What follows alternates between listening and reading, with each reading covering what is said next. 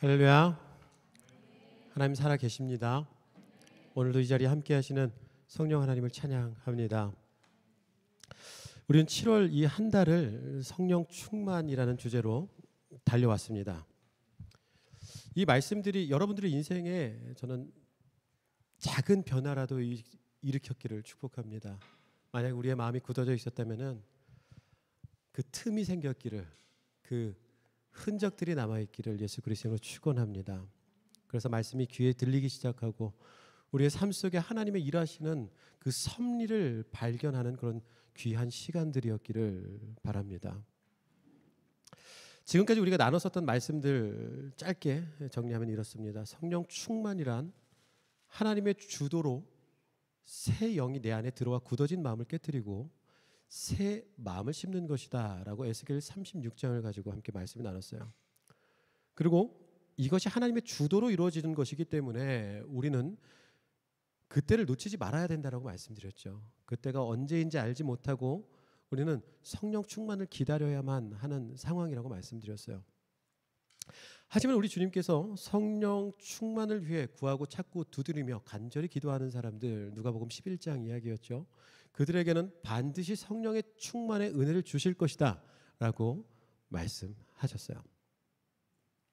그리고 지난주에는 이렇게 우리에게 성령의 충만의 은혜가 부어질 때 우리를 통해서 당신의 이름을 높이고자 하시는, 그것을 바라시는 주님께서 우리에게 필요한 다른 은사들을 주신다라고 고린도전서 12장에서 말씀드렸죠. 그러니까 우리가 기억해야 될 거 이 하나 있어요. 하나님께서 우리에게 성령 충만함을 주시는 건 우리를 위해서라고 그랬습니까? 거기 끄떡이면 안 됩니다. 네, 우리를 위해서가 아니라 그랬어요. 하나님의 이름을 높이기 위하여서. 그러니까 하나님의 이름을 더럽힌 너희가 다시 내 이름을 드높게 하기 위해서 성령 충만을 주신다라고 하셨어요. 그 목적, 하나님을 높이기 위한다는 것, 우리가 오늘 이 말씀 끝까지 이 사실을 놓치지 않았으면 좋겠어요. 자, 그럼 그렇게 우리가 하나님께서 필요에 따라서 은사를 주신다라고 했는데 이 모든 은사는 하나님과 이웃을 향한 사랑에 근거하여 겸손함으로 드러나야 된다라고 말씀드렸어요. 그때 그 자리에서 하나님의 이름이 높아질 뿐만 아니라 우리는 하나님이 우리의 인생에 허락하시는 풍요를 누리게 될 것이다 라고 함께 말씀을 나눴습니다.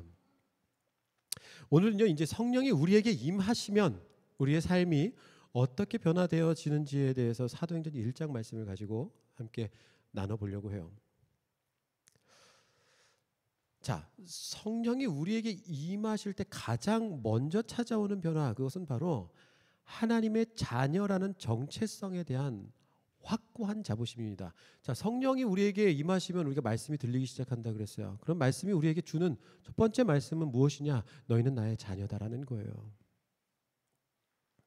사도행전 1장 8절 말씀에서 예수님께서는 오직 성령이 너희에게 임하시면 너희가 권능을 받고 예루살렘과 온 유대와 사마리아와 땅끝까지 이르러 내 증인이 될 것이다 라고 말씀하셨어요.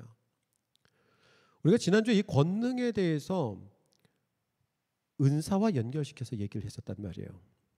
근데 이 권능이라고 하는 게 단지 이 은사뿐이냐? 그게 아니라는 거죠. 사실은 그보다 더 큰 의미가 있다라고 하는 거예요. 그 가운데 이 은사가 있을 뿐이죠. 로마서 8장 16절 우리 함께 읽겠습니다.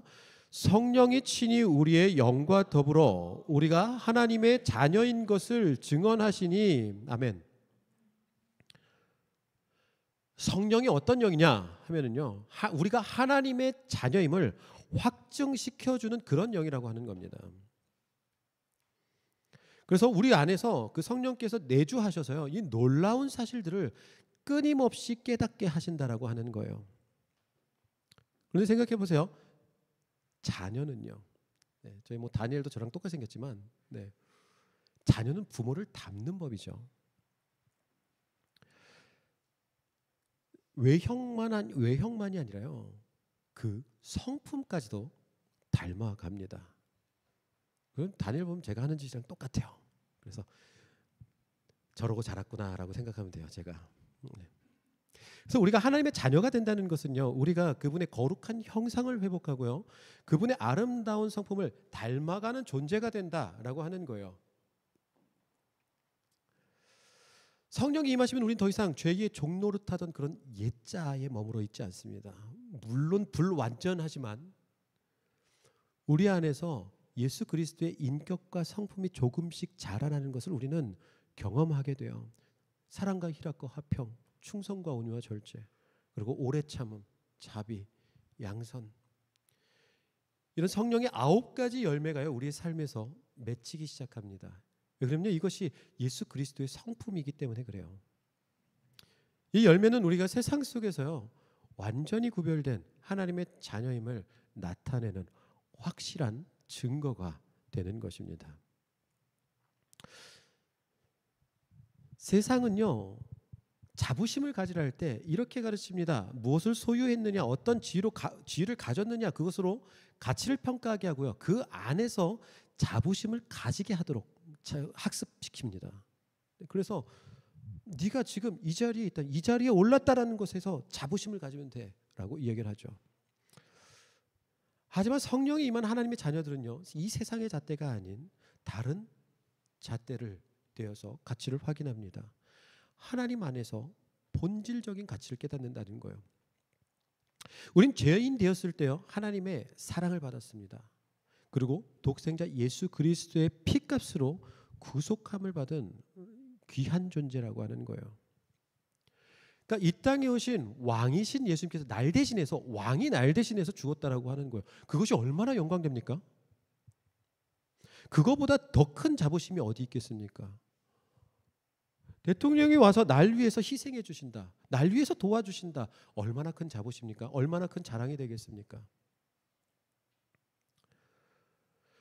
성령께서는요 우리에게 이 진리를 인치시고요, 우리가 하나님 안에서 안전하고 사랑받는 자녀임을 끊임없이 말씀해 주신다라는 거예요.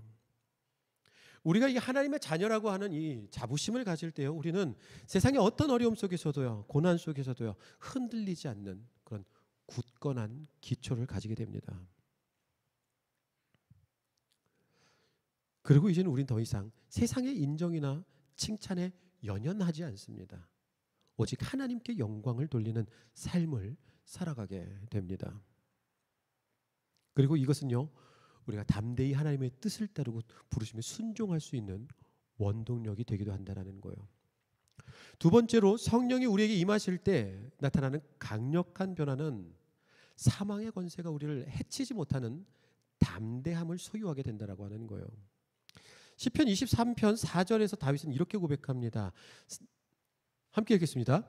내가 사망의 음침한 골짜기로 다닐지라도 해를 두려워하지 않을 것은 주께서 나와 함께 하심이라. 주의 지팡이와 막대기가 나를 안위하시나이다. 이것은요 단순히 내가 지금 겪고 있는 고통에서 벗어나기를 바라는 어떤 희망적인 바람이 아닙니다.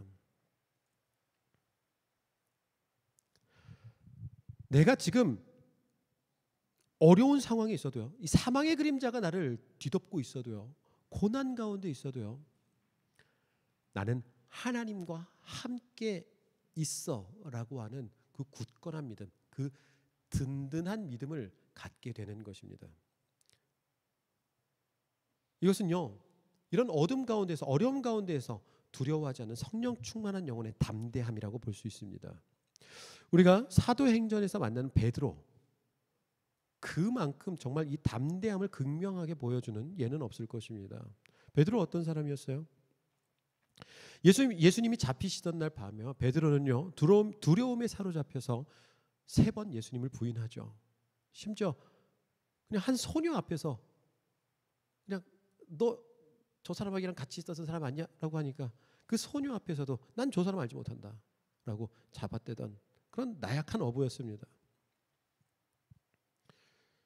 심지어요 나중에는 이제 숨어 들어가서 요한복음 이제 말미를 보면요 예수님의 제자들이 모여서 방문을 닫고 있었다라고 표현하고 있어요. 이들이 왜 방문을 닫고 그렇게 숨어 있었냐면요, 유대인들이 자신들을 죽일까 봐 두려워서 그렇게 숨어 있었습니다. 그럼 예수님이 좀 나타나면 달라졌을까? 아니 그렇지 않더라는 거예요. 예수님의 부활을 봤음에도 불구하고 그들은 다시 문을 닫고 그 방에 습관처럼 들어가 있습니다. 뭡니까? 두려움이 습관인 거예요. 예수님을 봤으면 이제 담대하게 나갈 법도 한데, 근데 이젠 이게 두려움이 습성이 돼서 계속 문을 닫고 그렇게 숨어 있는 것입니다. 여전히 그 두려움은 떠나질 않고 있는 거예요. 그런데요, 오순절에 성령 강림이 있은 이후에 이 사람은 완전히 다른 사람이 됩니다. 자신을 죽이려고 하던 그 유대 지도자들 앞에서요, 그리고 담대하게 설교합니다. 사도행전 2장에서 이렇게 고백해요. 여러분 이스라엘 사람들아, 이 말을 들으시오. 여러분이 십자가에 못 박아 죽인 이 예수를 하나님이 다시 살리셨고 우리가 다 이 일의 증인이라. 이 예수를 하나님이 주와 그리스도가 되게 하셨느니라. 아멘. 이건 절대 해서는 안 되는 말이에요. 예수를 하나님이 주와 그리스도가 되게 하셨느니라. 이 말은요, 지금 유대 사회 안에서 절대 해서는 안 되는 말이에요. 이 말을 했다가는 지금 이 커뮤니티 안에서 완전히 내쫓기는 상황이란 말이에요. 아니면 당장 거기서 돌 맞아 죽을 수도 있어요.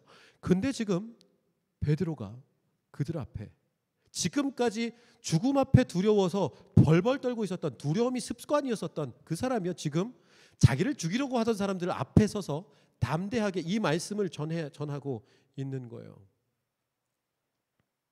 상상해 보세요.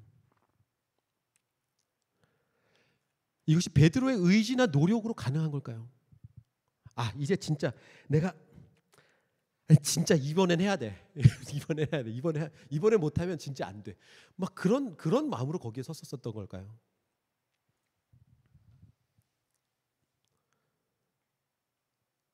그는요, 예수님의 부활을 직접 경험해서도요, 그 죽음에 대한 그 두려움을요 벗어내지 못했었습니다.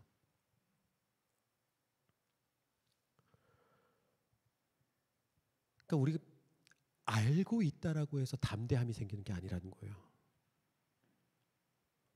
그래, 할 수 있어. 할 수 있어. 한다고 담대함이 생긴다라고 하는 게 아니에요. 많이 경험들 해보셨잖아요. 이렇게 오디션 같은 데 가보셔서 할 수 있어. 할 수 있어. 그래서 바들바들 떨리는 내 자신의 모습을 늘 봤던 거 아니에요? 네. 그런데요, 성령께서 그에게 임하시니까요, 모든 두려움이 사라집니다. 사망의 권세 앞에서도요, 흔들리지 않는 담대함이 주어지더라는 거예요. 그렇게 모인 교회가 초대교회였어요. 이런 교회가 어떻게 됐는지 아세요? 이 담대함으로요, 초대교회는요, 로마 시대 엄청난 박해 속에서도요 강력하게 성장합니다. 그렇게 그 담대함으로 말미암아 복음은요, 예루살렘을 넘어서 온 유대로 사마리아로 땅 끝까지로 전파되었던 거예요. 이건 누가 시켜서 한 게 아닙니다. 성령이 안에 계시니까요, 그 권능이 그들을 움직이기 시작했다라는 거예요. 성령이 주시는 담대함은요, 우리로 하여금 세상의 헛된 권력이나 물질, 명예가 주는 그런 거짓된 평안에도 속지 않게 합니다. 그것이 우리의 삶을 윤택하게 하죠. 하지만 그것이 평안을 줄 수 없다라고 하는 그 사실을 분명하게 깨닫게 한다는 거예요. 우리는 삶의 불안정함 속에서도요, 하나님의 주권을 신뢰하면서 나아갑니다. 실패가 있을 때, 좌절할 때, 질병, 고난, 심지어 죽음의 위협 앞에서 믿음으로 굳게 설 수 있게 됩니다. 우리의 삶이 사망의 음침한 골짜기 같을지라도 성령님께서 우리와 함께 하시기에요, 우리는 결코 혼자가 아님을 알게 된다는 거죠. 사랑하는 여러분, 이 성령 충만함이 우리 주는 담대함이 이 자리에 있는 모두에게 있기를 예수 그리스도의 이름으로 축원합니다. 네, 이 담대함은요, 그리스도인들을 승리로 이끄는 강력한 무기가 됩니다. 이건요, 복음을 전하고 하나님의 의를 실현하는 데 있어서 필수적인 용기입니다. 오늘날 우리가 직면한 영적 싸움과요, 불확실한 어떤 세상 속에서 성령이 주신 이 담대함은 우리에게 주신 가장 큰 선물이라는 거예요. 그래서 이 담대함으로 여러분들 직장에서나 가정에서나 그리고 어디서나 그렇게 승리할 수 있을 줄 믿습니다. 다음 마지막으로요. 성령이 우리에게 임하실 때 나타나는 중요한 변화. 그것은요. 하늘나라에 대한 확실한 소망을 가지게 된다라고 하는 겁니다. 오늘 본문의 1장 6절을 보니까요. 제자들이 예수님께 이렇게 질문합니다. 주님께서 이스라엘 나라를 회복하심이 이때니까? 라고 질문하고 있는 거예요. 지금 이들이 예수님에 대해서 어떤 소망을 가지고 있습니까? 그래도 우리 지금 이사야를 묵상하고 있으니까 좀 이해하실 줄로 믿어요. 계속해서 하나님께서는 이 이스라엘 백성들을 회복시키실 것이라는 어떤 소망을 주셨다라고 하는 거예요. 근데 지금 이 제자들에게도 이 소망이 있고 예수님께 그것을 바라고 있는 거죠. 그래서 예수님께 말씀드리는 거예요. 예수님, 지금 이 나라가 좀 회복이 될까요? 이제 예수님 죽으셨는데 지금 부활까지 하셨잖아요. 지금 사도행전 1장이면 지금 부활하신 상태예요. 부활까지 하셨잖아요. 그러니까 이제 좀 보여주시면서 뭔가 능력 있게 일을 하실 수 있지 않을까요? 라고 지금 질문하고 있는 거예요. 그래서 우리나라 좀 확실하게 좀 회복됩시다 라고 이야기를 하고 있는 거죠. 그런데 예수님께서 그들에게 뭐라고 답을 하시냐면요. 때와 시기는 아버지께서 자기의 권한에 두셨으니 너희가 알 바 아니오 라고 말씀하시면서요. 대신 땅끝까지 복음의 증인이 될 것이다 라는 어떤 사명을 주세요. 아니 지금 이 나라가 회복될 거를 여쭤봤는데 복음을 전하라고 너네는 복음의 증인이 될 거야 라고 그런 말씀을 주시는 거예요. 예수님이 이상한 사람인가? 네. A를 질문했으면 A를 답을 주셔야 되는데 자꾸 B, C를 얘기하시니까. 네. 아마 그때도 제자들은요, 예수님 이상한 말을 하셔 그러셨을 거예요. 근데 이들에게 성령이 임하니까요, 제자들이 어떻게 됩니까? 이들의 시선이요 더 이상 이 땅에 지상의 왕국에 머무르지 않게 됩니다. 이들의 시선이요 하늘의 영원한 나라, 하늘나라를 향하게 됩니다. 그때 이해됐을 거예요. 하나님 예수님 말씀하신 게 이런 거구나. 이 회복이라고 하는 것이 이런 거구나라고 이해할 수 있게 됐었을 거예요. 에베소서 1장 13절에서 14절을 함께 읽겠습니다.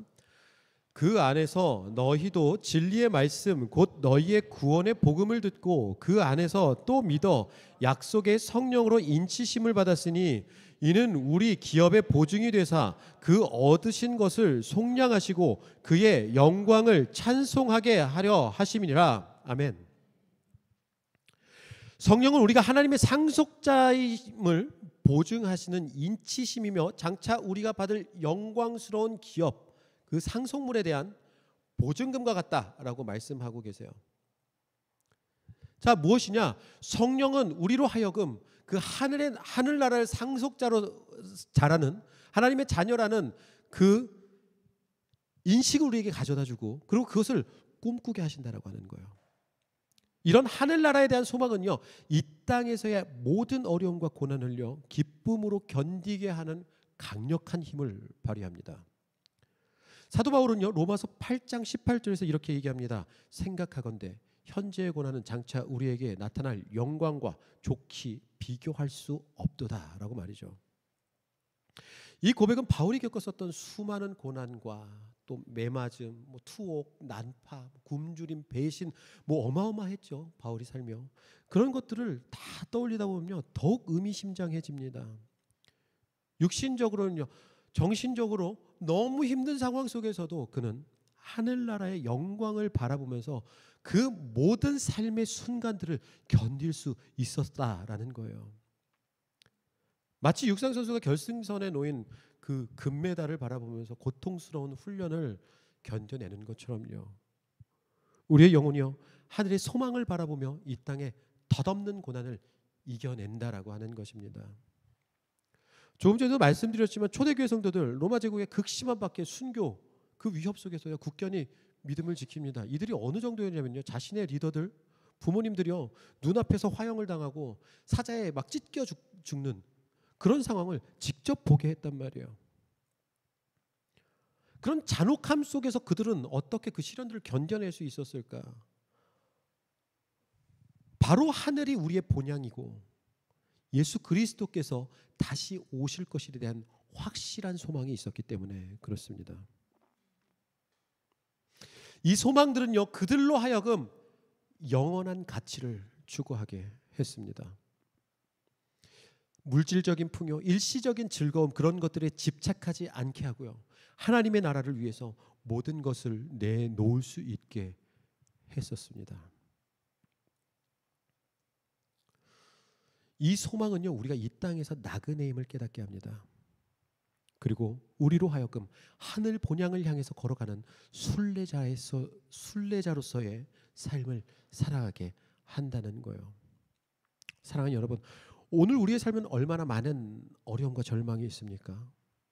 경제적인 어려움일 수도 있고요, 관계 갈등일 수도 있고요, 건강의 문제일 수도 있고, 미래에 대한 불투명함일 수도 있습니다. 우리를 넘어뜨리는 수많은 것들이 있죠. 하지만 성령이 우리 안에 임해서요, 하늘에 대한 소망이 우리 안에 분명해진다면요,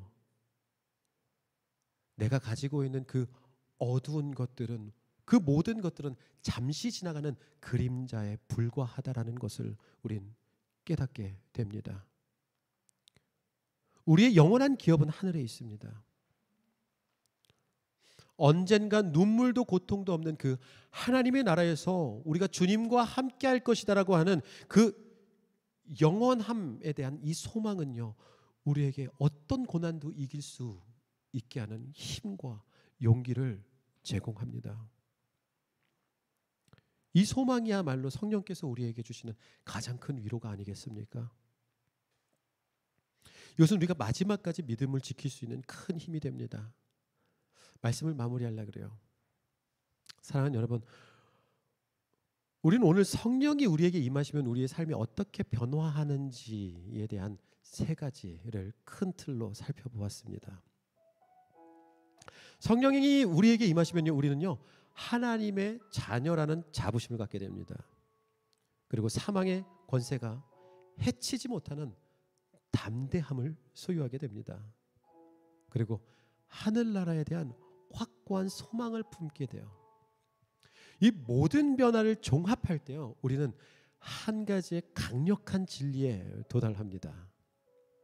성령이 우리에게 임하시면요, 우리의 삶은 진정한 예배가 된다는 겁니다.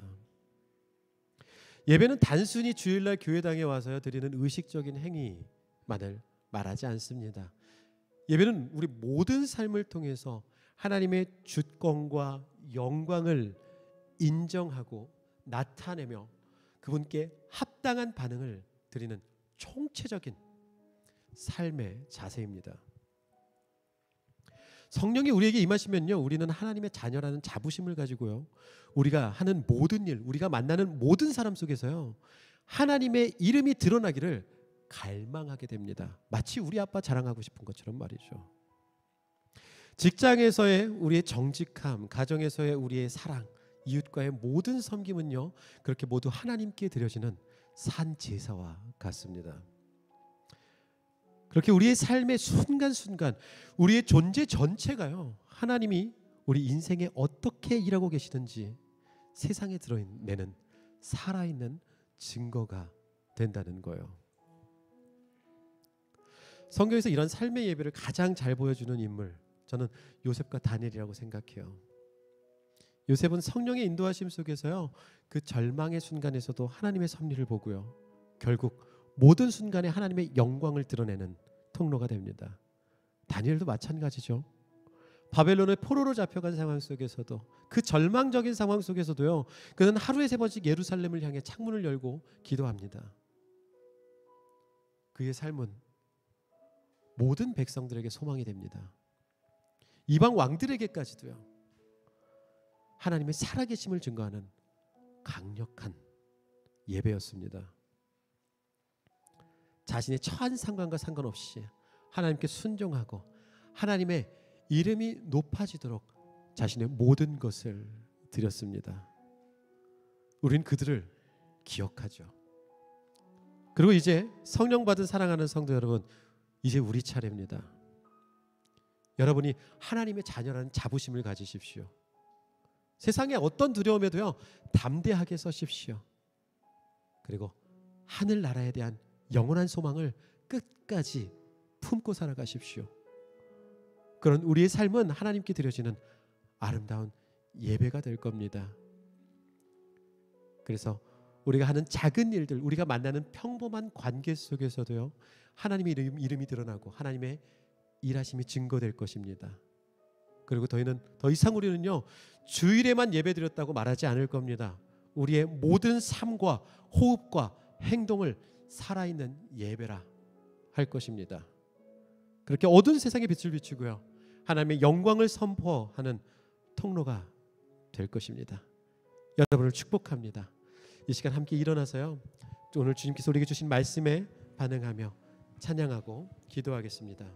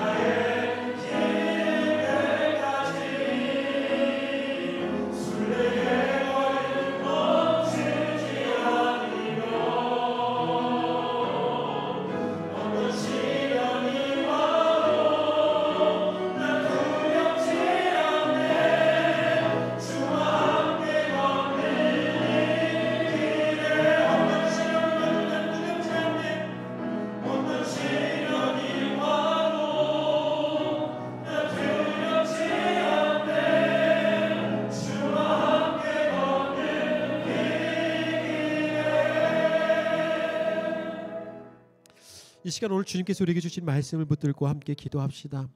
혹시 지금 세상의 두려움에 사로잡혀 주저하고 계시는 분들 계십니까? 하늘 소망이 희미해져 이 땅의 것만 집착하고 있는 나의 모습을 혹시 바라보고 있지는 않습니까? 사단이 우리 삶에서 가장 원하는 건 뭐냐면요, 그 하나님이 우리의 생각과 마음에서 희미해지는 겁니다. 이 시간 우리 다시 한번 성령을 애타게 찾아봅시다. 하나님, 나는 주님의 자녀입니다. 성령으로 충만하여 담대하게 하여 주시옵소서. 하나님의 자녀다운 그 모습으로 자부심을 살아가게 하시고, 성령에 충만하여서 세상에 담대하게 서게 하시고 하늘 소망 가진 거룩한 예배자로 살아가게 하여 주시옵소서. 이 시간 우리 입술을 열어서 주님 앞에 간절히 성령의 충만함을 위하여 기도하며 나아가겠습니다. 함께 기도합시다. 하나님, 이 시간 주님 앞에 우리의 삶을 드리며 나아갑니다. 이 시간 우리 성령의 충만함을 구하며 하나님 주님 앞에 간절히 구하며 나아갑니다. 주님, 우리의 삶에 하나님의 그 음성이 들리기를 원합니다. 주님의 그 섭리가 우리의 삶에 보여지기를 원합니다. 하나님, 그래서 하나님 우리가 이 땅에 매여서 하나님 이 땅의 것만 바라며 살다가 가는 것이 아니라 오직 하나님을 향한 하나님의 나라를 소망하며 아버지 하나님, 그것이 아버지 우리의 인생을 걸고 살아가는 아버지 우리의 전부가 되기를 원합니다. 주여 축복하여 주시옵소서. 무엇보다 성령 충만하게 해 주시옵소서. 우리의 어떤 소원보다 성령 충만하게 하여 주시옵소서. 하나님, 우리의 바람, 어떤 바람보다 성령 충만이 우선되게 하여 주시옵소서. 그렇게 주님과 동행하며 살아가는 우리의 인생 되게 하여 주시옵소서. 그렇게 해서 주님께서 부여하게 하시는, 복되게 하시는 그 풍요를 우리가 누리게 하여 주시옵소서. 주여, 이 시간 우리를 붙들어 주시옵소서.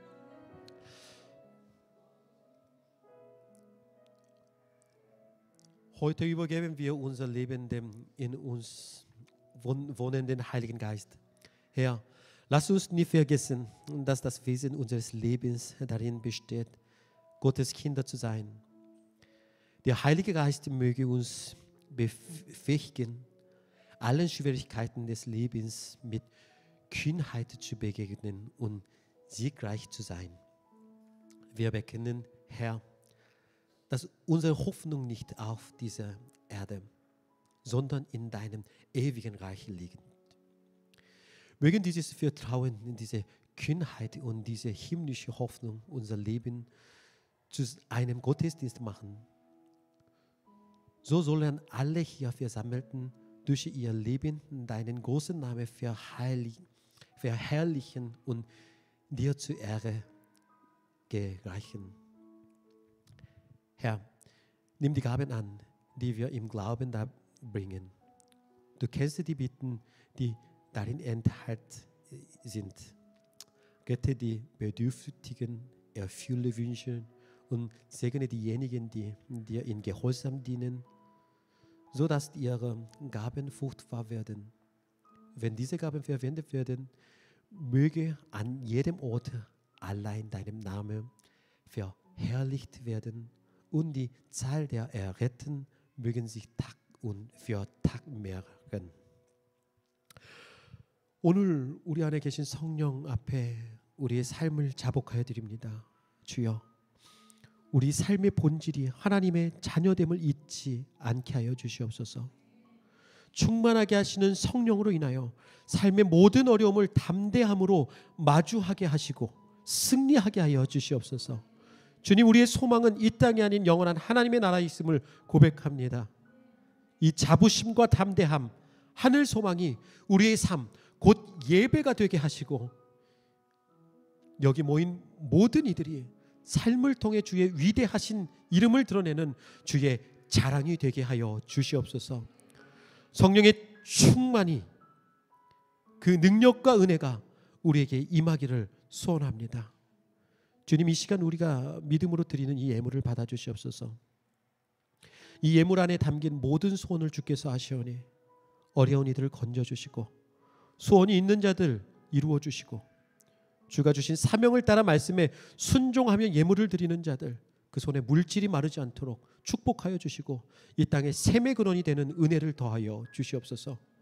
주님, 이 예물이 쓰일 때 그 자리자리 순간순간을 기억하여 주시고 주님의 이름만 드러나게 하시고 구원받는 사람이 날마다 더하게 하여 주시옵소서. 특별히 기도할 것은 고국의 자연재해로 인하여서 많은 이들이 고통받고 있습니다. 주님, 그들을 위로하여 주시옵소서. 그곳이 속히 회복되게 하여 주시옵소서. 날씨를 주관하셔서 아픈 자들이 늘어나지 않게 하여 주시옵소서. 그리하여 이곳에 있는 우리의 염려가 사라지도록 주여 도와 주시옵소서.